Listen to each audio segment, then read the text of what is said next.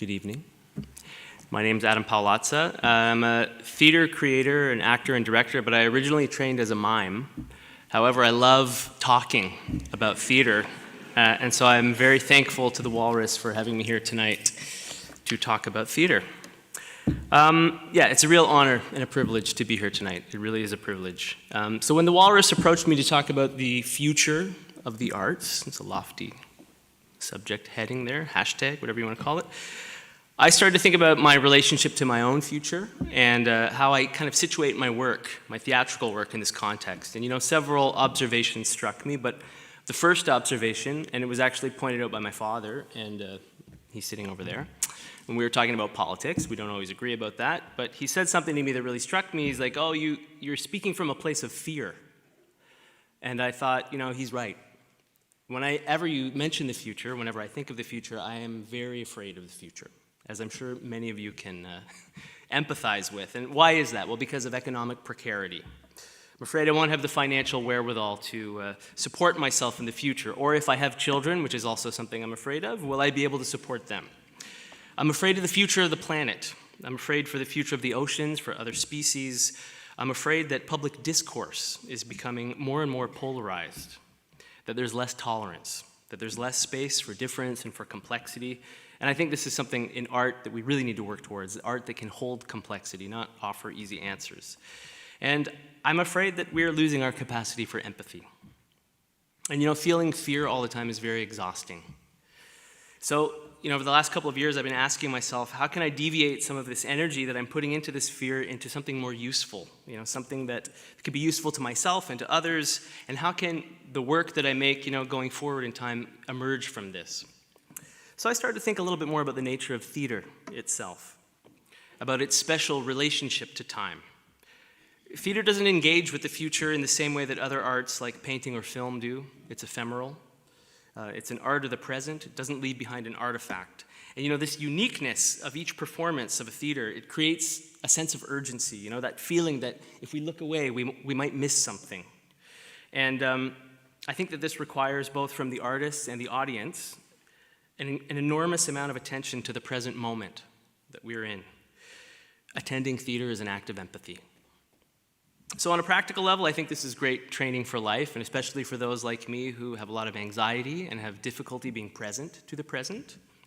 And if that were all that theater did, I think that would be marvelous and wonderful, but I do believe that theater does more than that.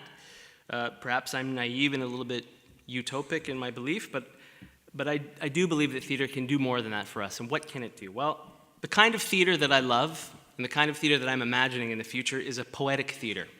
And I don't mean poetic in the sense of literature, but I mean it more in the sense of the Greek verb poesis, which means to call into presence.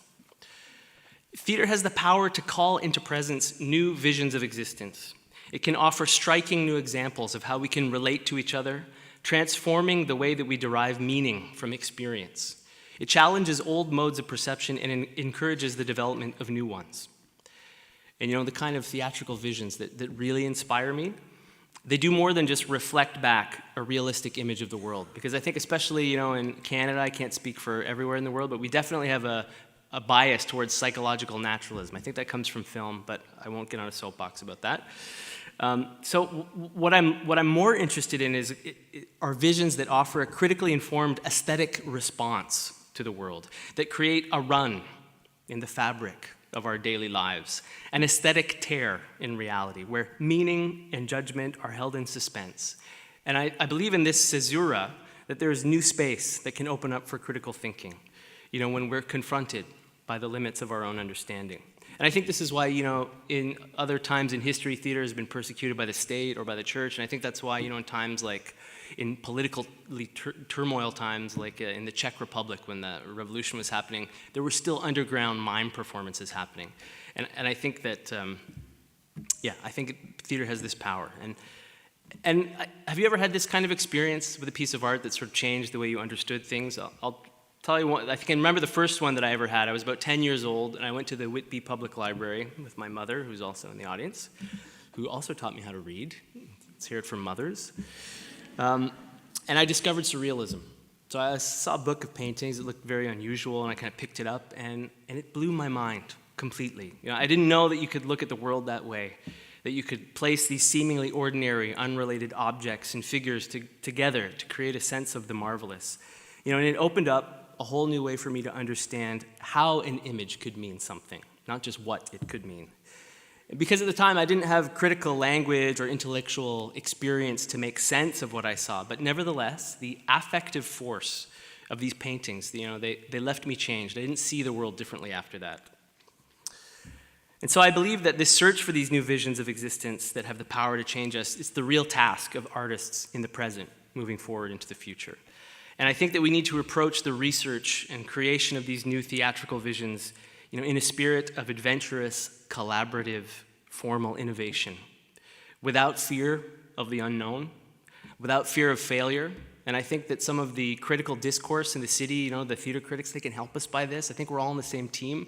Let's get rid of this stupid star rating system. That show is terrible. That's why you should go see it, because it's going to help you learn something different. I don't know. Thank you. Anyways, no more soapbox. But without fear of hard work, because it's going off into the unknown, right? Without fear of new artistic forms that challenge conventional means of theatrical representation. Because I think that we need new strategies for representation, new strategies for the body, new strategies for the voice, for text, for the image, for sexuality. And we need to create a dramaturgy that encourages us to critically reevaluate culturally accepted standards of value that have become so pervasive so as to be invisible. And I am the first to admit that I am still learning how to see these invisible, oppressive standards. And so I think, new ways of seeing the world, it requires not only new stories, but new ways of telling stories. And if we want to encourage our audiences to think and see and think about the world differently, we need to ask them to be critical not only of what they see, but how they see it. And I think that this is really the place where art and ethics, where aesthetics and ethics intersect.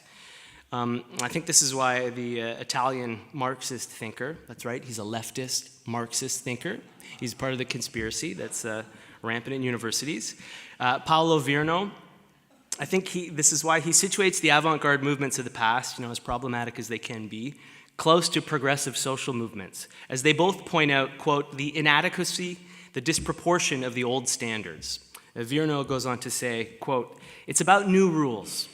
The collapse of old rules and anticipating new rules, even if only formal, is where aesthetics and social resistance meet. This is a common ground where a new society is anticipated, end quote. And this is where I see a real tangible effect that theater can have on mitigating our fear of the future.